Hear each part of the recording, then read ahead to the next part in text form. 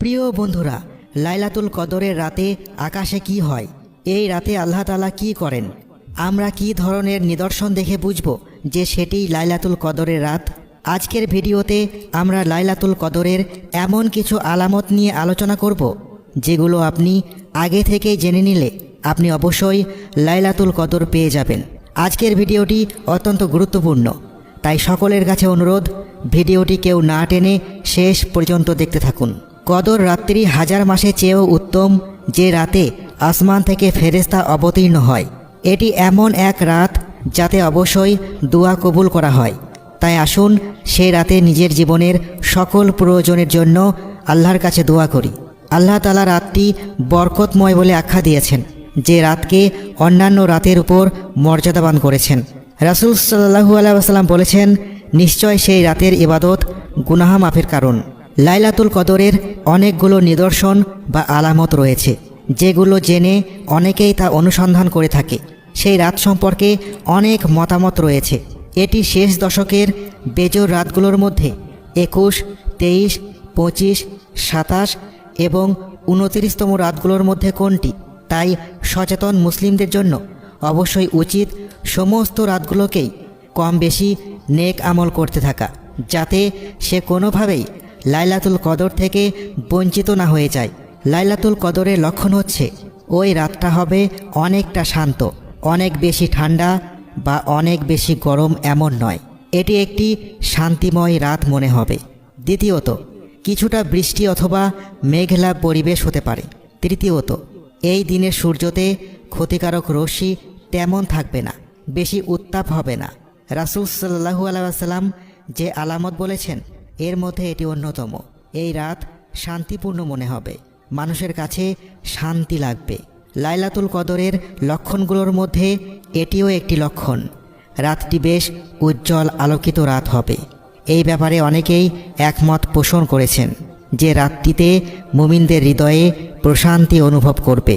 অধিকাংশ মুমিন যা অনুধাবন করতে পারবে, অন্যান্য রাতে যা অনুধাবন করতে পারবে না।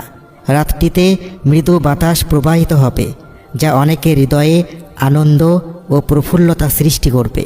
কতিপয় গবেষকদের মতামত হলো, সে রাতে আকাশ বিদীর্ণ হয় এবং বৃষ্টিপাত হয়। সেই রাতে বজ্রপাতও হতে পারে।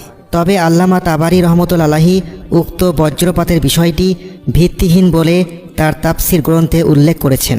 রাসূল সাল্লাল্লাহু আলাইহি ওয়াসাল্লাম বলেছেন, আমি কদরের রাতের সন্ধানে প্রথম 10 দিন ইতিকাফ করলাম, এরপর ইতিকাফ করলাম মধ্যবর্তী 10 দিন। তারপর আমার প্রতি ওহী নাজিল করে জানানো হলো তা শেষ 10 দিনে রয়েছে। সুতরাং তোমাদের যে ইতিকাফ পছন্দ করবে সে যেন ইতিকাফ করে। তারপর সাহাবায়ে কেরাম তার সঙ্গে ইতিকাফে শরিক হন। রাসূল সাল্লাল্লাহু আলাইহি ওয়াসাল্লাম বলেছেন, রমজানের শেষ 10 দিনে তোমরা কদরের রাত তালাশ করো। অনেকে শেষ দশকের বেজোর রাতগুলোর মধ্যে 27 রমজান তথা 26 রমজান দিবাগত রাতে লাইলাতুল কদর হওয়ার সম্ভাবনা বেশি বলে উল্লেখ করেছেন। এ সম্পর্কেও একটি বর্ণনা পাওয়া যায়। হাদিসে এসেছে, হযরত আব্দুল্লাহ বিন ওমর রাদিয়াল্লাহু আনহু বর্ণনা করেন, রাসূল সাল্লাল্লাহু আলাইহি ওয়াসাল্লাম বলেছেন, যে ব্যক্তি কদরের রাত অর্জন করতে ইচ্ছুক সে যেন তা 27 রমজানের রাতে অনুসন্ধান করে। মুসনাদে আহমদ। তাফসিরে মাঝহারিতে এসেছে, আরবিতে লাইলাতুল কদর 9টি শব্দে গঠিত, আর সূরা কদরে লাইলাতুল কদর শব্দটি 3 বার এসেছে। 9কে 3 দিয়ে গুণ করলে 27 হয়।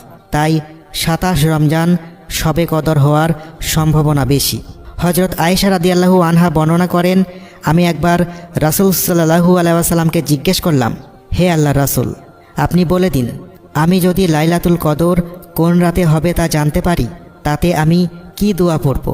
রাসূল সাল্লাল্লাহু আলাইহি ওয়াসাল্লাম বলেন, তুমি বলবে, আল্লাহুম্মা ইন্নাকা আফুন তুহিব্বুল আফওয়া ফাফু আন্নি। এর অর্থ, হে আল্লাহ, আপনি ক্ষমাশীল, ক্ষমা করতে ভালোবাসেন, অতএব আমাকে ক্ষমা করে দিন। মুসনাদে আহমদ, ইবনে মাজাহ, তিরমিজি, মিশকাত। এ বিষয়ে আল্লাহ তাআলাই শ্রেষ্ঠ জ্ঞান রাখেন, তিনিই জানেন এর সঠিক তারিখ। আল্লাহ তাআলার নিকট বিশেষ প্রার্থনা, তিনি সকল মুমিন মুসলমানকে লাইলাতুল কদর নসিব করুন। আমিন।